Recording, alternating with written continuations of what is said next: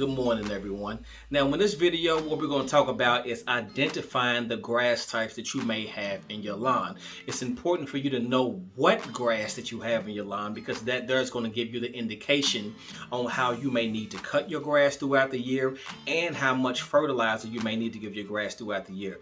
But let's just focus on knowing what type of grass that you have. Now, when we look at this map right here, let me pull it down.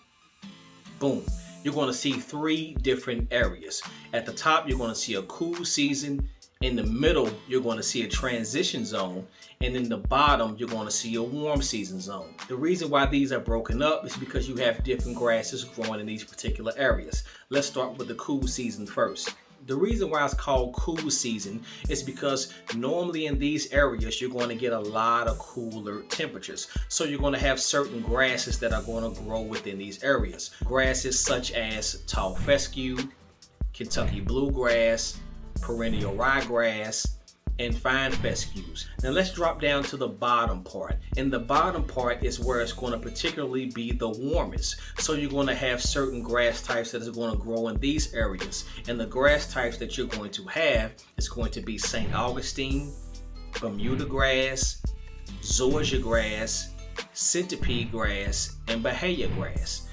Now let's move to the middle part. The middle part is going to be the transition zone. Now the reason why they call it the transition zone is because it's going to get hot and cold in these particular areas. It can get as hot as getting in the hundreds and it can get as cool as being in the teens. So you're going to have certain grasses that are going to grow within these areas. So the grasses that you're going to see in my particular area is going to be all of the cool season grasses, and the warm season grasses that we're going to be in my area is going to be primarily Bermuda grass. Now you can be able to tell which grasses that you do have, especially in the wintertime. This is how you're able to tell. So in my particular area in the wintertime, you're going to see two different things happening to your lawn.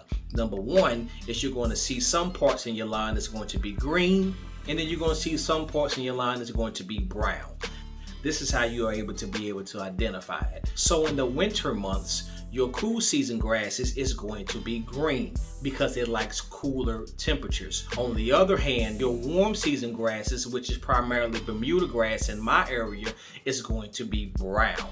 Now, just because the Bermuda grass is brown, it doesn't mean that the Bermuda grass is dead. The only thing that it means is the Bermuda grass favors more warmer temperatures and doesn't like cooler temperatures, so it goes into what we call dormancy. When it goes into dormancy, the Bermuda grass is basically going to be brown. A lot of people will look at it and they will think, oh, this grass is dead, but it's actually not dead. It's just going into dormancy, and once it warms up, that grass is going to turn green again. Now the same thing applies with cool season lawns in the summertime. Normally when it's extremely hot outside, and especially if you're not watering your grass, your cool season lawns will go from a thick blade to turning very thin because it's up under heat stress and it will turn brown. Now that does not mean that your cool season lawn is dead. It's just that it's going into dormancy because it favors cooler temperatures. So whenever it's 347 degrees outside and you have a cool season lawn, if you're not giving your cool season lawn any water, it will turn brown on you. On the other hand, if you have Bermuda grass in your lawn and it's 347 degrees outside, that Bermuda grass is going to be money green. So that right there can let you be able to know, hey, if I have a cool season lawn, it performs well in cooler temperatures. If I have a warm season lawn, it performs well in warmer temperatures.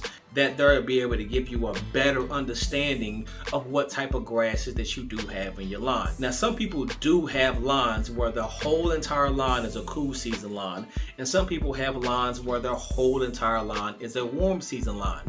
Me, I will preferably want to have one or the other in my lawn. I would rather my whole entire lawn to be a cool season with no warm season grass in it, or my lawn being all warm season with no cool season grass in it.